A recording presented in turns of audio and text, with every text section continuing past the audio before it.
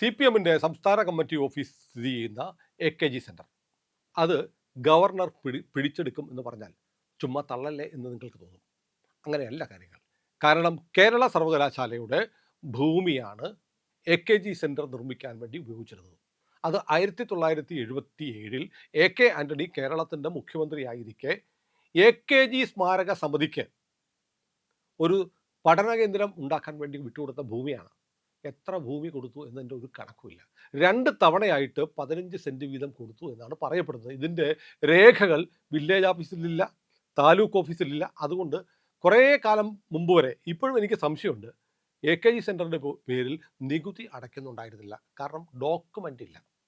മാത്രമല്ല അതിനുശേഷം AKG centre കേരളത്തിലെ രാഷ്ട്രീയ കേന്ദ്രമായി മാറി, അധികാര കേന്ദ്രമായി മാറി.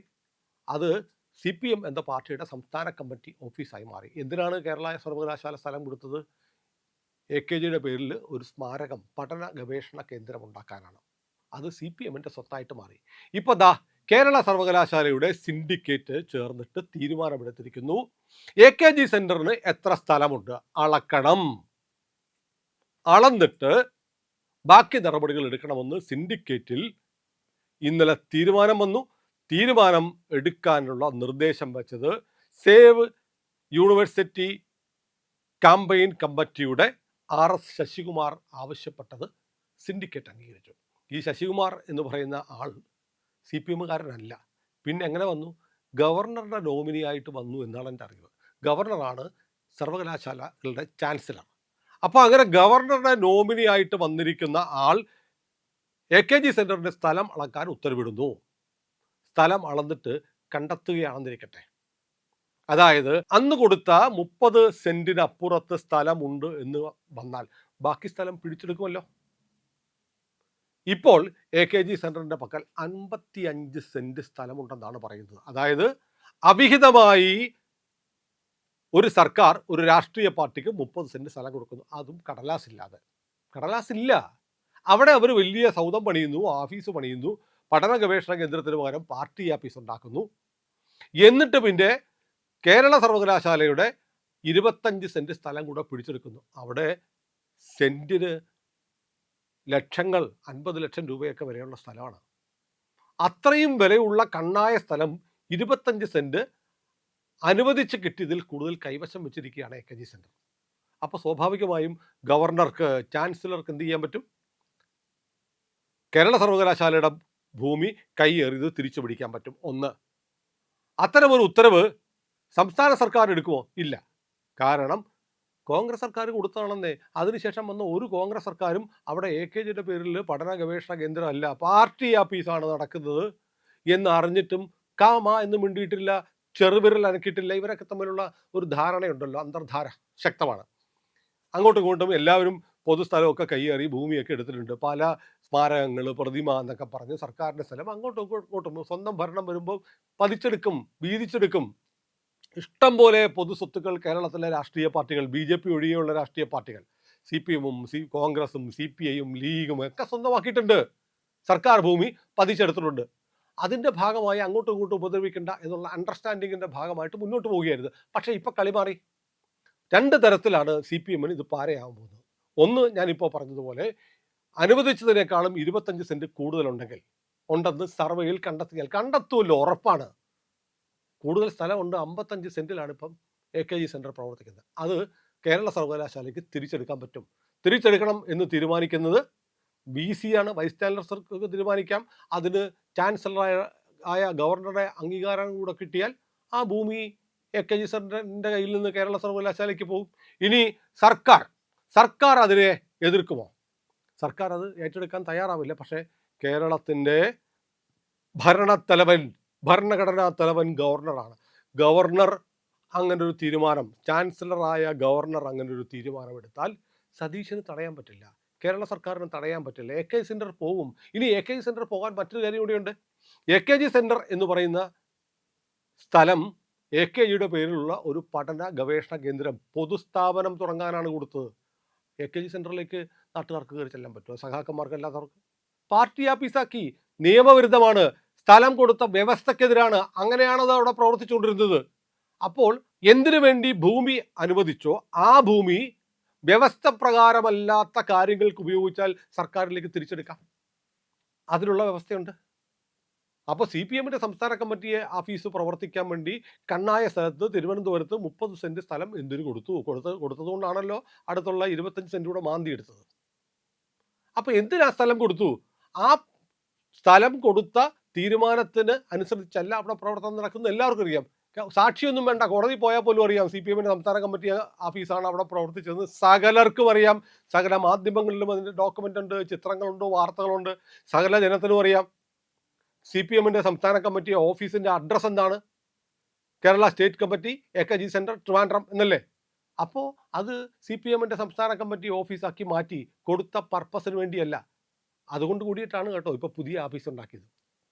ഏതായാലും സി പി എമ്മിനെ സംബന്ധിച്ചിടത്തോളം വലിയൊരു കുരുക്കിലേക്ക് സി പി എം വീഴുകയാണ്. ഭരണവും പോയി, കേരളത്തിലെ ഏറ്റവും കുറച്ച് MLA-മാരെ ജയിപ്പിച്ചെടുത്ത പ്രതിപക്ഷവുമായി, പിണറായി വിജയനെ കേരളത്തിലെ ജനങ്ങൾ ഏറ്റവും കൂടുതൽ വെറുക്കുന്ന മുഖ്യമന്ത്രിയായിട്ടും മുൻ മുഖ്യമന്ത്രിയായിട്ട് മാറി.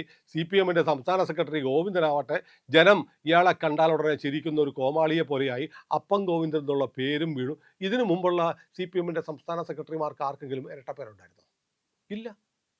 എന്തുകൊണ്ടാണ് അപഹാസ്യമായ പേരുകളുള്ള ഒരാളായിട്ട് MV ഗോവിന്ദൻ മാറിയത്? അദ്ദേഹത്തിൻ്റെ ചില സ്റ്റേറ്റ്മെൻറ്റുകളാണ്. സി പി എമ്മിൽ എത്ര പേർക്ക് ഇരട്ടപ്പേരുണ്ട്? KN ബാലഗോപാലിന് ഇരട്ടപ്പേരുണ്ടോ? എന്തിന്? സമ്പത്തിനുണ്ടല്ലേ. P രാജീവനുണ്ടോ? ഇല്ലല്ലോ. എന്തുകൊണ്ട് KN ബാലഗോപാലനും P രാജീവനും ഇല്ലാത്ത ഒരു ഇരട്ടപ്പേര് MV ഗോവിന്ദന് വന്നു എന്ന് അദ്ദേഹം ആലോചിക്കണം. MA ബേബിക്കുണ്ടോ? ഇല്ലല്ലോ. അപ്പോൾ ഇതൊരു ആലോചിക്കേണ്ട കാര്യം. എന്തിന് K രാധാകൃഷ്ണൻ ഉൾപ്പെടെയുള്ള സി പി എമ്മിലെ ആദരണീയരായ നേതാക്കന്മാരുണ്ടല്ലോ, അവർക്ക് ആർക്കും പട്ടപ്പേരില്ല. അതൊക്കെ കയ്യിലിരിപ്പ് കൊണ്ടും പ്രവൃത്തി കൊണ്ടും വർത്തമാനം കൊണ്ടും വന്നതാണ്. ഏതായാലും പിണറായി വിജയൻ്റെയും ഗോവിന്ദൻ്റെയും കാലത്ത് സി പി എമ്മിന് പണ്ട് 77-ൽ ആൻ്റണി കൊടുത്ത ഭൂമി നഷ്ടപ്പെടുന്ന അവസ്ഥ ഉണ്ടാകുമോ എന്ന് നമുക്ക് കാണേണ്ടതുണ്ട്.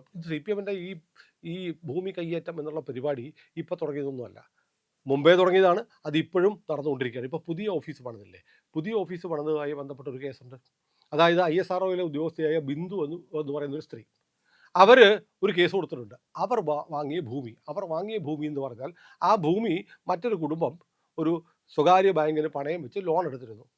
ആ ലോൺ അടയ്ക്കാത്തതുകൊണ്ട് ആ വസ്തു ലേലത്തിന് വെച്ചു. ലേലത്തിന് വെച്ച വസ്തു ഈ ബിന്ദു എന്ന് പറയുന്ന ISROയിലെ ഉദ്യോഗസ്ഥ വാങ്ങി. പക്ഷേ CPM അതുമായി ബന്ധപ്പെട്ട് വ്യാജരേഖകൾ ഉണ്ടാക്കി തെളിവുകൾ നശിപ്പിച്ച് തന്നെ ആ ഭൂമിയിൽ, താൻ വില കൊടുത്ത് വാങ്ങിയ ഭൂമിയിൽ കയറാൻ സമ്മതിക്കുന്നില്ല. അവിടെയാണ് പുതിയ AKG സെൻറ്റർ ഉണ്ടാക്കിയിരിക്കുന്നത് എന്ന് കാണിച്ച് ബിന്ദുവിൻ്റെ കേസ് പരിഗണിച്ച കേരള ഹൈക്കോടതി പക്ഷേ ബിന്ദുവിന് അനുകൂലമായിട്ടല്ല വിധിച്ചത്. ബിന്ദു ഇപ്പോൾ സുപ്രീം കോടതി പോയിരിക്കുക. അപ്പോൾ AKG സെൻറ്ററിൻ്റെ ഒരു പാരമ്പര്യം എന്ന് പറയുന്നത് അമരാവതിയിൽ സത്യാഗ്രഹം നടത്തിയ തൊഴിലാളികളുടെ കൂടെ പോയി കുത്തിയിരുന്ന ആളാണ് AKG.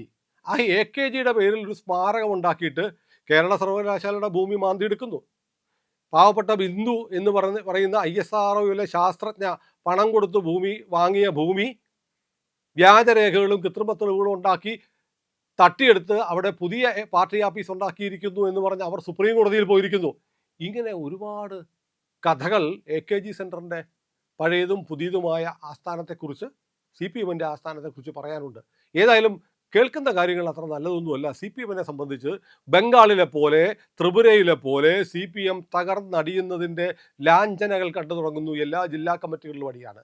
ഗോവിന്ദൻ മാറണമെന്ന് പറയുന്നു, ഗോവിന്ദൻ മാറണ്ട എന്ന് ബേബിയെ കൊണ്ട് പറയിപ്പിക്കുന്നു. കണ്ണൂർ രാകേഷിനെതിരെ പ്രശ്നം, എല്ലായിടത്തും പ്രശ്നം.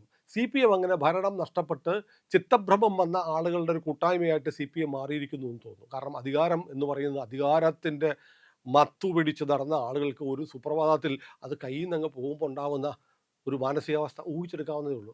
അങ്ങനെ നിലതെറ്റി മതിഭ്രമം വന്ന് നടക്കുന്ന ആളുകളുടെ കൂട്ടമായ CPMനെ ഒരു പക്ഷേ ഗവർണർ ആഞ്ഞു പിടിച്ചാൽ സംസ്ഥാന കമ്മിറ്റി ആഫീസ് ഇല്ലാത്ത അവസ്ഥയിലേക്ക് എത്തും. സത്യത്തിൽ ഇത് എൻ്റെയും നിങ്ങളുടെയും പണമാണ്. തിരുവനന്തപുരത്ത് കണ്ണായ സ്ഥലത്ത് 55 സെൻറ്റ് സ്ഥലം എന്ന് പറഞ്ഞാൽ എത്ര കോടിയാണ്, നമ്മുടെ കാശാണ്. അതാണ് ഈ CPM എന്ന് പറഞ്ഞ പാർട്ടിക്ക് പണത്തിനൊരു കുറവില്ലല്ലോ, ഇഷ്ടം പോലെ പൈസ ഉണ്ടല്ലോ, എത്ര കോടി രൂപയുടെ അസറ്റ് ഉണ്ട്. പിന്നെന്തിനാണെന്നേ, നമ്മുടെ ഭൂമി, നമ്മുടെ കാശ്, നമ്മുടെ മിച്ചപാത്രത്തിൽ നിന്ന് കൈയിട്ട് വാരി ഇവർ പാർട്ടിക്ക് വേണ്ടി മണിമാളിക ഉണ്ടാക്കുന്നത്. ഏതായാലും ഗവർണർ ഉചിതമായ തീരുമാനമെടുക്കുമെന്ന് ഞാൻ വിശ്വസിക്കുന്നു. കാരണം ഗവർണറുടെ കൂടെ അറിവോടുകൂടിയാണ് സിൻഡിക്കേറ്റ് ഇപ്പോൾ ഈ ഭൂമി അളന്നു തിരിക്കാനുള്ള നടപടി ആരംഭിച്ചിരിക്കുന്നത്. വളരെ പെട്ടെന്ന് ഈ നടപടി പൂർത്തിയാക്കി AKG സെന്റർ കൈയേറിയ ഭൂമിയുടെ വിവരങ്ങൾ ജനങ്ങളോട് പറയുകയും തുടർ നടപടികൾ സ്വീകരിക്കുകയും ചെയ്യുമെന്ന് നമുക്ക് പ്രതീക്ഷിക്കാം. VD സതീശൻ വ്യത്യസ്തനായ മുഖ്യമന്ത്രിയാണ്. സതീശൻ അതിന് തടസ്സം നിന്ന് പിണറായി ടീമിന്, കൊള്ളക്കാരായ ടീമിന് സഹായം ചെയ്യില്ല എന്നുകൂടി നമുക്ക് കരുതാം. കാത്തിരുന്ന് കാണാം. ഇന്ത്യ ലൈവ് സബ്സ്ക്രൈബ് ചെയ്തിട്ടില്ല എങ്കിൽ ഉറപ്പായിട്ടും ചെയ്യണേ.